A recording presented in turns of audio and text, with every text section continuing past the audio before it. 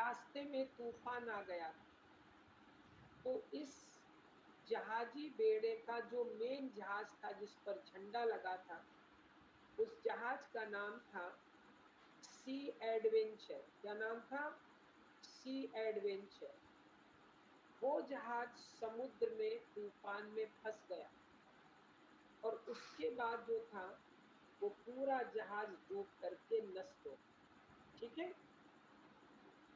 इस जहाज के जो मल्लाह थे, जो सेलर थे, वो एक अनजान आइलैंड पर पहुंच गए। वो बच गए थे, वो अनजान आइलैंड पर पहुंच गए थे। ये अनजान आइलैंड जो था, ये बरमूडा आइलैंड का ही एक हिस्सा था। ये लोग यहाँ पर 1 साल रहे थे। इनके फैमिली मेंबर ने समझा कि इनकी डेथ हो गई है, लेकिन ये मरे नहीं थे। 1 साल के बाद ये अपने अपने घर लौट करके गए थे, तो इनके परिवार के लोग बहुत खुश हो गए थे। तो this event was published in A newspaper and Shakespeare read it. ये घटना जो थी वो इंग्लैंड में छपी थी।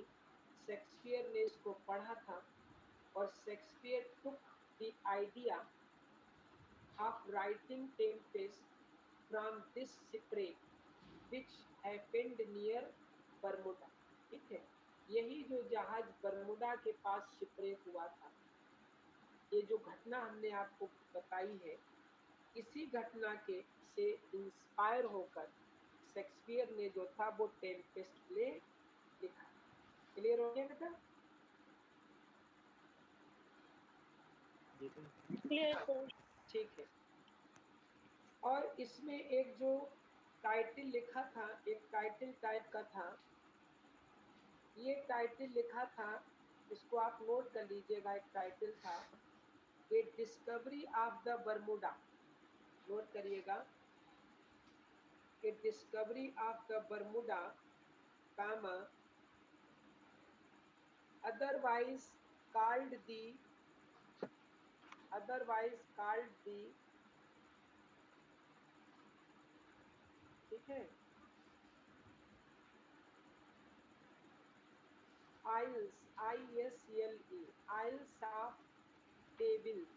ये पूरा टाइटल था, ध्यान रखिएगा।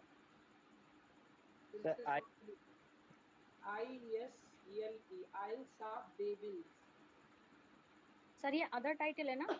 पहला था द डिस्कवरी ऑफ नहीं बर्मुडा। नहीं, ये पूरा एक ही है। तो सर एक बार इसको रिपीट कर दीजिए प्लीज। आइए देखिएगा। The discovery of Bermuda. ए उसके डिस्कवरी आगे ऑफ बरमूडा। पहुंच गए।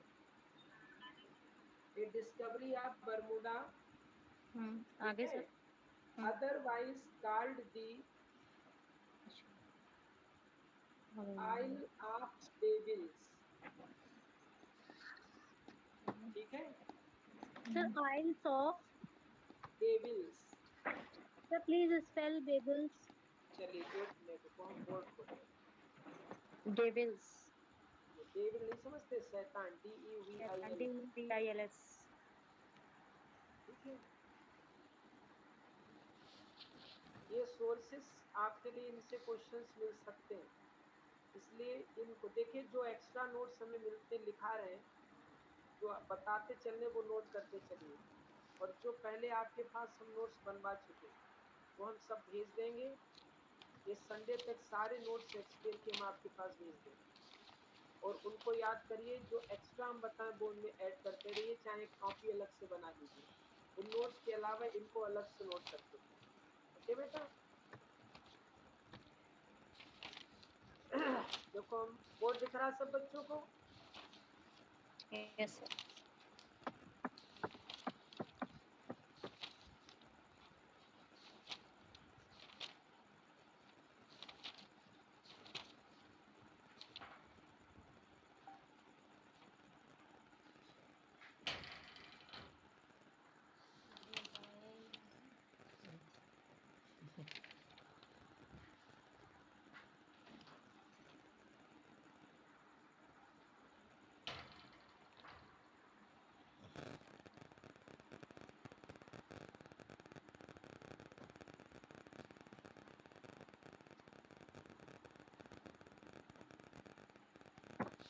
ये पूरा टाइटल था, ये किसने लिखा था?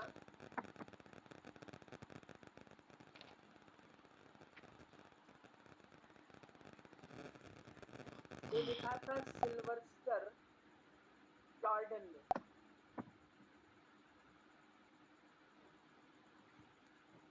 ठीक है। अब आप लोग ये सोच रहे हैं कि सर डेविल से मतलब क्या? देखो, जिस आइलैंड पर ये लोग पहुंचे थे, तो it was believed that devils lived there. इनका मानना था कि उस आइलैंड पर कुछ घोस्ट, कुछ डेविल्स रह रहे, ऐसा मानना, और वहां अजीब अजीब सी आवाजें सुनाई देती है, ऐसा इनका मानना था। इसीलिए इसी चीज को इन्होंने टेम्पेस्ट में भी आवाजों का जिक्र किया है, क्योंकि टेम्पेस्ट में कई जगह, at many places in Tempest, Shakespeare has mentioned that on this island some strange voices are heard. ध्यान आया बेटा? Yes sir. हाँ, क्लियर हो गया? जी सर। ध्यान देते हैं, ठीक है। अब देखिएगा, एक क्रिटिक है, ये नोट कर लिया? Have you taken down? अच्छा। चलिए, there is a critic, Collins, writer भी है, क्रिटिक भी है। इन्होंने क्या कहा है इस प्ले के बारे में? Collins stated that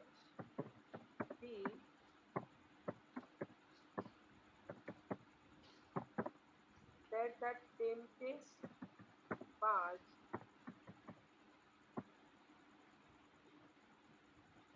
based on एक वर्क है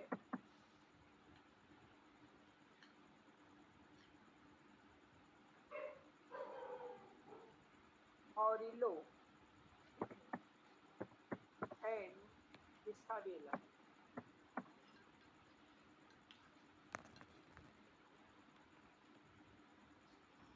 कॉलिंस के मानते, वो नहीं मानते कि बरमुडा से इन्होंने लिया, बरमुडा इवेंट्स। वो कहते हैं कि टेम्पेस्ट जो है एक स्टोरी है, और ऑरेलियो एंड इसाबेला, ये इस कहानी पर बेस्ड है। ओके बेटा, समझ में आ रहा सब बच्चों को?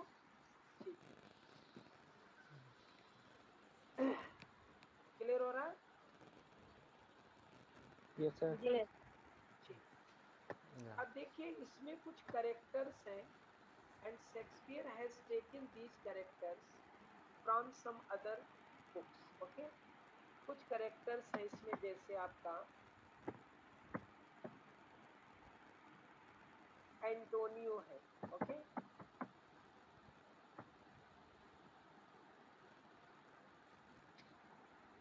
सेबेस्टियन है, एंड फर्डिनेंड है। पावर का भी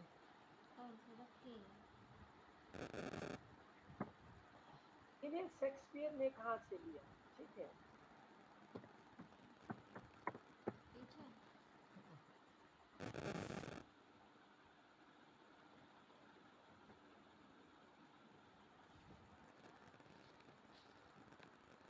एक किताब है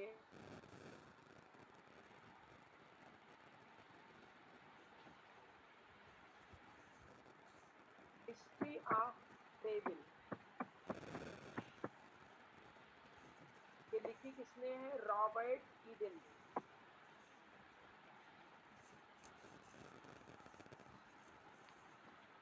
यहाँ से लिया, एंटोनियो, सेबेस्टियन, फर्डिनेंड, ये जो कैरेक्टर्स हैं, these characters have been taken from the book History of Travel by Robert Eden। ये नोट कर लीजिए।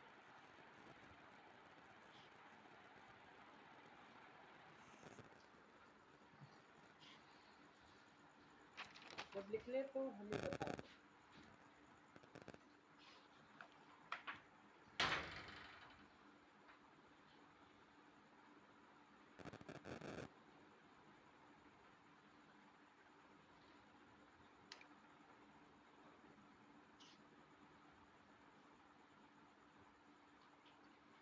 Yes, have you taken down? Yes, sir. Yes, sir. ये आप एक कॉपी अलग से बना लीजिएगा, उस पे नोट्स लिखते जाइए, और जो नोट्स हम आपको ऑनलाइन भेजेंगे वो अलग आपके रहेंगे, हैं उसी से रिलेटेड, जो उसमें छूट गए वो इसमें हम ले रहे हैं। ओके, अब एक लास्ट क्वेश्चन और देखना है, after that I will start teaching some important explanations of this one. Okay, अब अगर ये क्वेश्चन आ जाए आपका कि भाई ये जो टेम्पेस्ट है, ठीक है, ये टेम्पेस्ट किस प्ले से रिलेटेड है, रिलेटेड नहीं, किस प्ले से मिलता जुलता है, अगर ऐसा क्वेश्चन आ जाए कि write the name of the play which has resemblances Tempest, जो टेम्पेस्ट से मिलता जुलता है, तो आप क्या आंसर लिखेंगे, अब वो समझिए।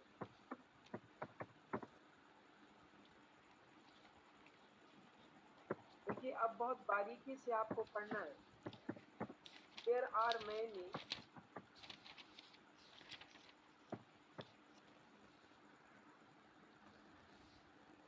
आर मैनी रिजेम्बलेंसेस, ठीक है,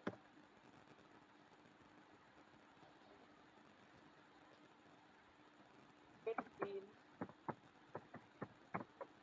टेम्पेस्ट एंड, एक वर्क है ये,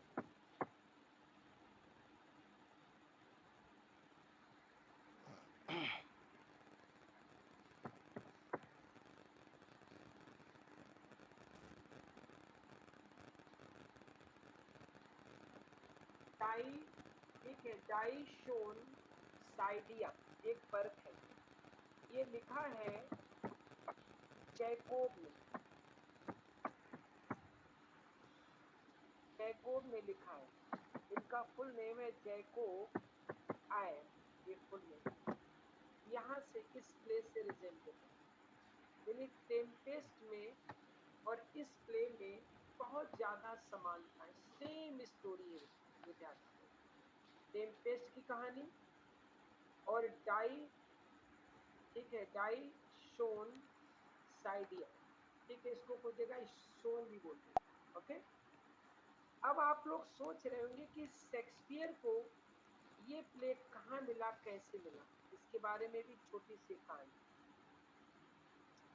देखो ये जो प्ले था, ये डेट है आपकी 1604, एक कंपनी थी, नाटक कंपनी, तो वो नाटक कंपनी जो थी उसने इंग्लैंड में एक जगह थी, वहां पर एक नाटक किया था, कहीं बाहर से आई थी,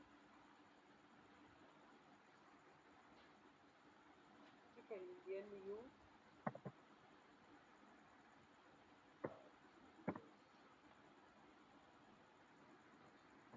ये जगह है नरेमबर्ग, एक जगह थी नरेमबर्ग, यहाँ पर ये नाटक उस कंपनी ने खेला था 1604।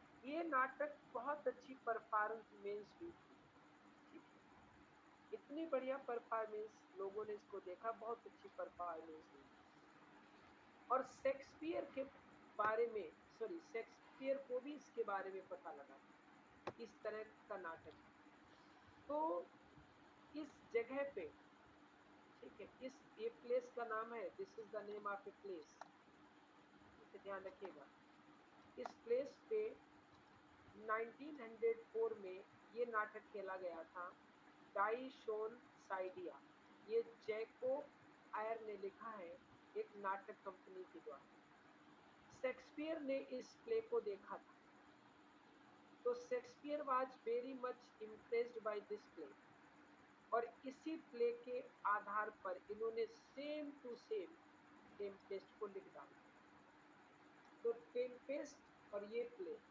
इन दोनों में बहुत बड़ी समानता, क्लियर, नोट कर लीजिए।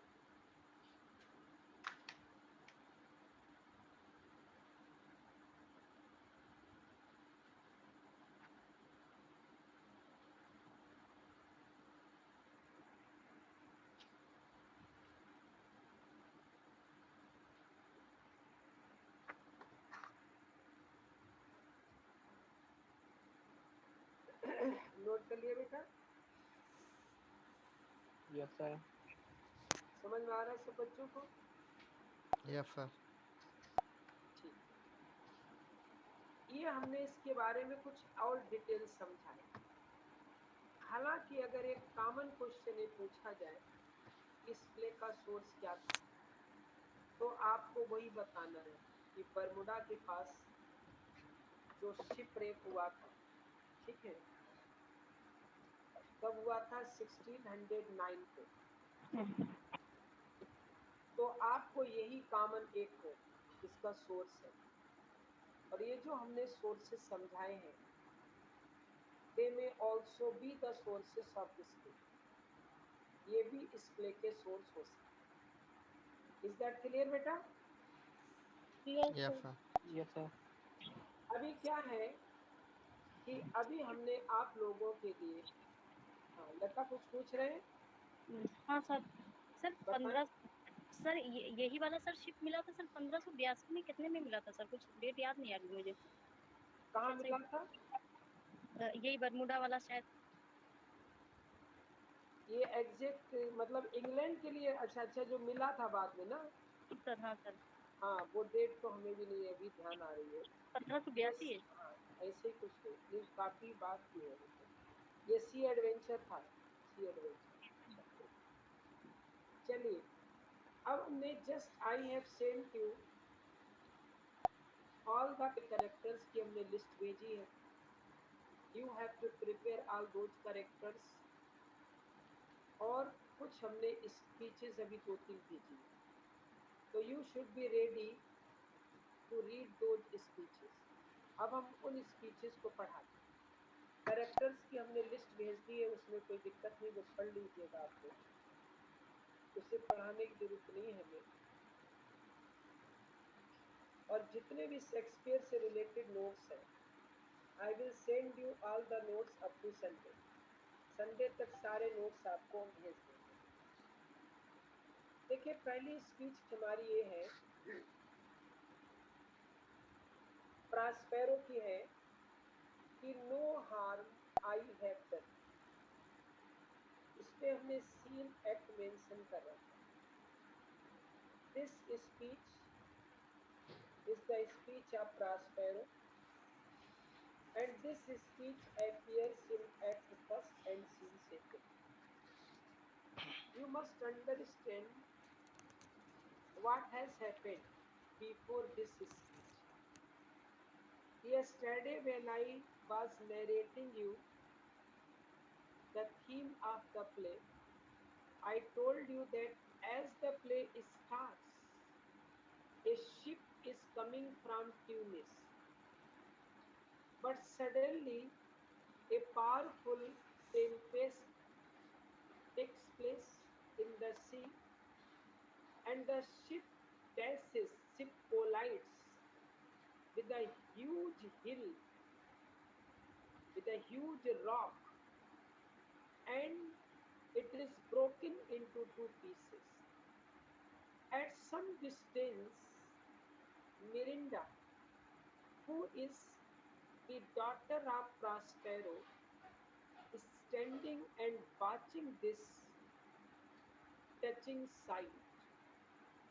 She becomes very much sad to see that many gentle people are drowned before her. But still she is not sure whether this is real star or it has been created by her father Prospero, who is a great magician. So here she is asking from her father whether he has created this tempest or it is natural calamity. Then Prospero gives reply to his daughter Mirinda. तब प्रास्पेरो जो है वो Mirinda के लिए उत्तर देते, जब Mirinda उनसे पूछती है कि क्या आपने क्रिएट किया है, और इतने सुंदर सुंदर लोग थे जहाज पर, सब मर गए यहाँ पे, बहुत दुखी होती है। तब प्रास्पेरो कहता है कि no harm, I have done nothing. Miranda, किसी को भी कोई नुकसान नहीं पहुंचा। नो हार्म, किसी को कोई नुकसान नहीं पहुंचा। आई हैव डन नथिंग, मैंने कुछ नहीं किया। But in care of you, जो कुछ भी मैंने किया है मिरिंडा, तुम्हारी केयर में, तुम्हारे लिए, आप भी मैंने तुम्हारे लिए किया है। माई डियर बन, दी माई डॉटर, तुम्हारे लिए। हु आर इग्नोरेंट, तुम तो बिल्कुल अनजान हो। अब व्हाट डाउ आर, तुम्हें तो ये भी नहीं मालूम कि तुम कौन हो। Not knowing of whence I am, तुम ये भी नहीं जानती हो कि मैं कहाँ से आया, तुम्हें कोई idea. Nor that I am more wiser than Prospero, तुम तो ये भी नहीं जानती हो कि मैं प्रॉस्पेरो से भी बेटर हूँ। Master of a full poor cell, इस छोटी सी जो झोपड़ी है, इससे भी मैं बेटर हूँ। इसका ही केवल मालिक नहीं, and I know greater father, तुम्हें तो इतना भी नहीं मालूम है कि मैं तुम्हारे पिता से भी बढ़ के कुछ और हूँ, ये भी तुम्हें कुछ नहीं। So Prospero tries to convince his daughter Mirinda that perhaps he knows nothing, and whatever he has done only for the sake of his daughter Mirinda. Clear? Reading लगाएं, जो ना समझ में आए पूछें।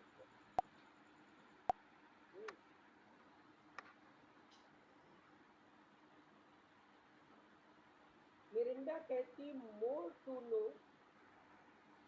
और ज्यादा जानू मैं, did never medal with my thoughts, मेरे विचारों ने मेरे माइंड में कभी प्रवेश नहीं किया।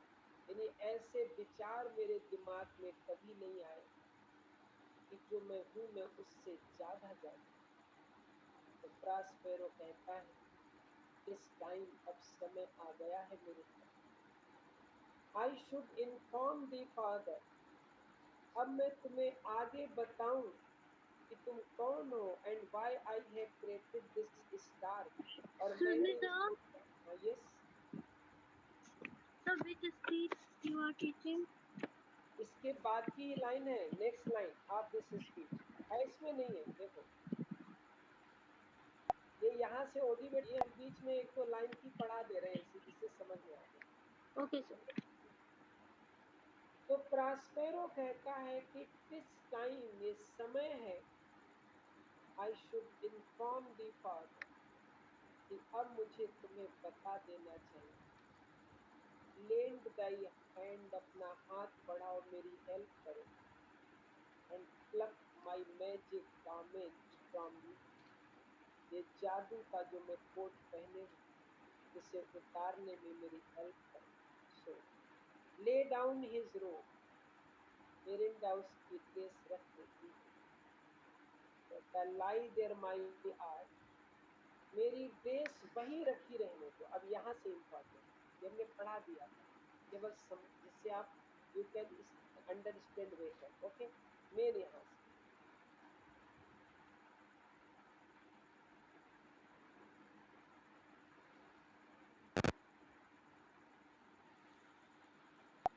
been contrived in such a safe order, हर चीज को इतना सुरक्षित ढंग से व्यवस्थित किया गया है, that there is no soul, कि किसी को भी कोई कष्ट नहीं हुआ।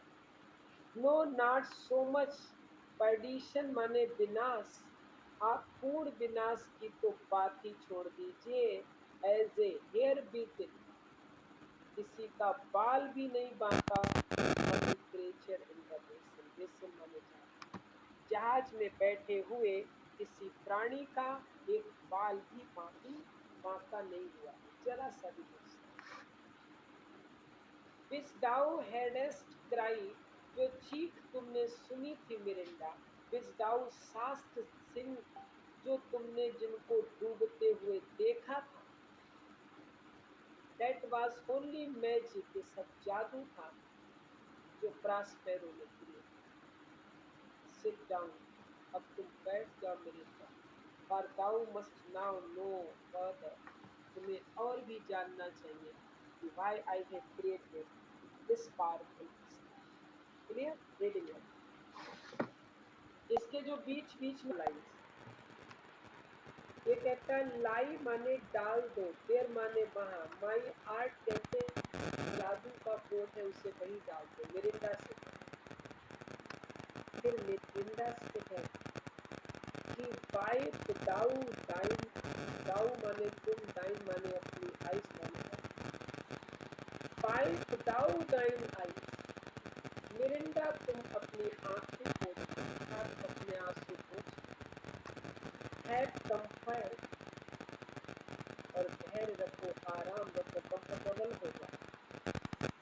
टायरफुल माने हारी वेरी, स्पेक्टिकल माने होता है साइट, आप रेक माने शिप रेक, जहाज का टूट, जहाज के टूटने का जो भयानक दृश्य तुमने देखा, discussed the very virtue of compassion in the, इस दृश्य ने तुम्हारे हृदय में दया को पैदा किया। और सुनो Mirinda, I have with such provision in mine art, ये सब कुछ मैंने अपनी जादू की कला से किए थे। सागर जी क्लियर हो गए?